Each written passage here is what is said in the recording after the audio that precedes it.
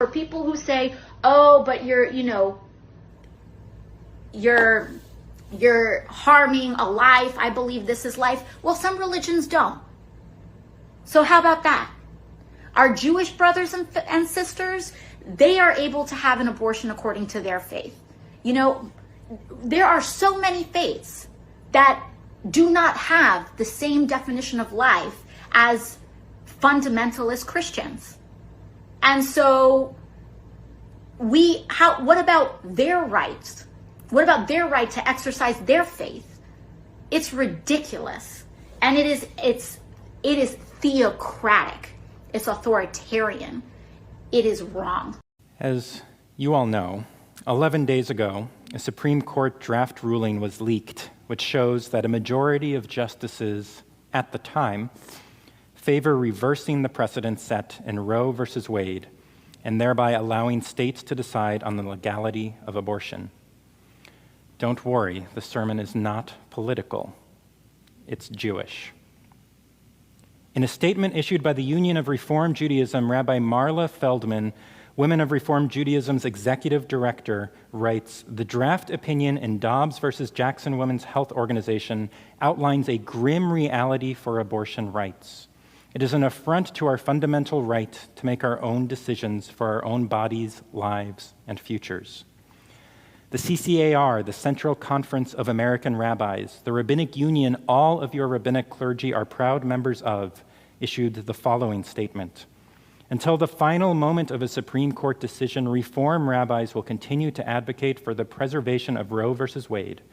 The statement also noted the CCAR proudly participated in an amicus brief submitted to the Supreme Court in support of the respondent, Jackson Women's Health, and of reproductive freedom.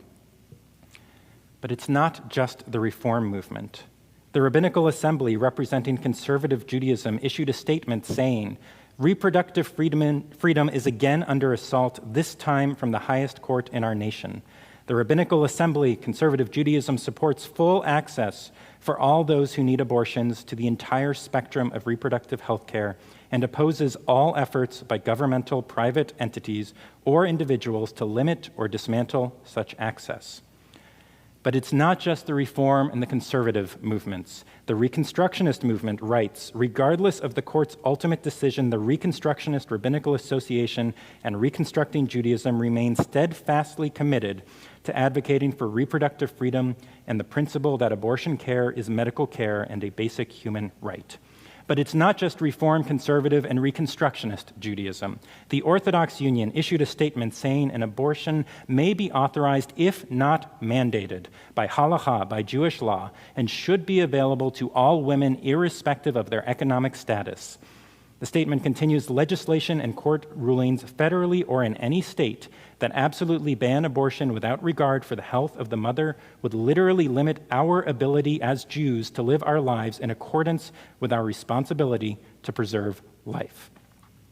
Reform, conservative, Reconstruction, Orthodox Judaism, the four largest movements in this country, they all have different rationales, different approaches, but they all have the same conclusion. Abortion must remain legal. These statements were all made within a day of the news of the leaked opinion. The timing is significant because it demonstrates just how clear the positions are. There was no need for any of these movements to spend any time debating on a response or gathering study committees to help articulate one. Abortion must remain legal in this country. That is the conclusion, and it was said by every major denomination within a day. And it's not just Reform, conservative, Reconstruction, and Orthodox Judaism or American Judaism who have come to this conclusion. Israeli Health Minister Nitzan Horowitz said, "The right of a woman to her body is hers and hers alone. If the Supreme Court sends the leadership of the free world back 50 years, it would be a fatal blow to human rights." Meanwhile, he continues, "Israel is moving forward and updating the antiquated procedures in the health ministry that were initially intended to prevent women from choosing. We are putting the decision in their hands." Some context there if you're unfamiliar. In Israel, a woman must apply before a committee in order to be approved for an abortion. 98% of requests in these committees are approved. 98%. But as Horowitz notes, this antiquated procedure needs to be updated, and that is to say, even if it's almost always granted in Israel, it is an affront to a person's dignity to make them ask permission. Every Jewish denomination, and the only Jewish country in the world, supports abortion. Does that mean that every Jew feels that way? Of course not. But this is as close to a consensus on a Jewish position as we can ever hope to reach, and that consensus is clear. Women must have access to abortion care. Does that mean that every denomination has the same rationale and approaches abortion from the same set of values? Again, of course not. So how is it that we all came to the same conclusion?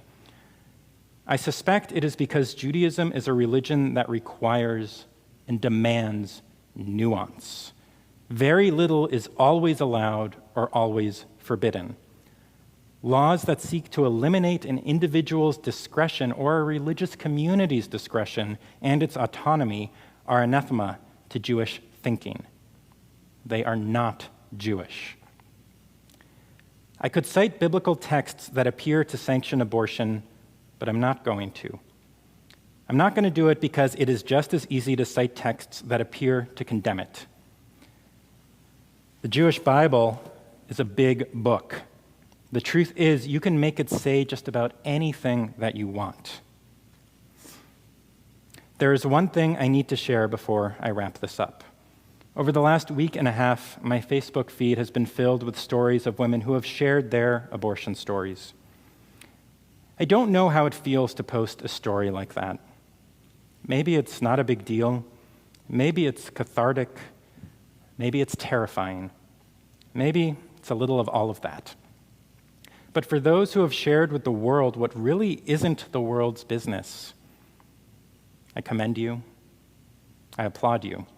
And for those contemplating whether to share, while it is nobody's business, if you decide that you are going to, know that you'll get a little like from me for whatever that's worth.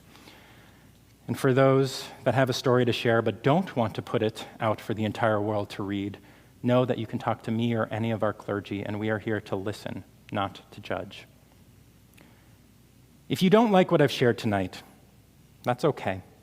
But just know it's not really me that you are taking issue with. Most of what I have read are verbatim quotes of official statements from every major Jewish denomination in this country who come to the same conclusion, that conclusion that abortion must remain legal in this country. To be able to say that, to stand up here, that is not a political statement. That is a Jewish statement. If and when the state of Tennessee makes abortion illegal, it will undoubtedly be under the pretext of protecting the rights and furthering the values of religious people. Just remember, when they're talking about religious people, they're not talking about Jews. Yes, as I've said before, Satan's slaves are dropping their masks. They're emboldened. They're doubling down on their evil. And they're now coming right out because they can no longer plausibly deny scientifically that a fetal infant is a human. So what they're now doing is coming right out and supporting the murder of babies in the womb. And look back at those faces. It reminds me of what Hannah Arendt said about the banality of evil. Those faces weren't sort of demonic caricatures. No, in fact, the rabbi, he looks like a soy boy, a castrated soy boy, right? Not flames coming out of his nose, just another castrated soy boy. And Alexandria, well, she even has a pretty face. So don't be fooled by a pretty face or by someone who looks like a harmless soy boy. Even a castrato soy boy. The slaves of evil may look harmless or even alluring, but what they showed there was the true state of their souls. That's what they showed. That's what the dropping of the mask really shows. The true state of their utterly depraved souls, to the point that they are now explicitly supporting the murder of fetal infants, the most innocent and defenseless people among us. Don't be fooled by their claims to occupy the moral high ground. No, that is also a demonic move. These people occupy the moral cesspit, and unless they convert, they will occupy the sulfuric cesspit of eternal hell.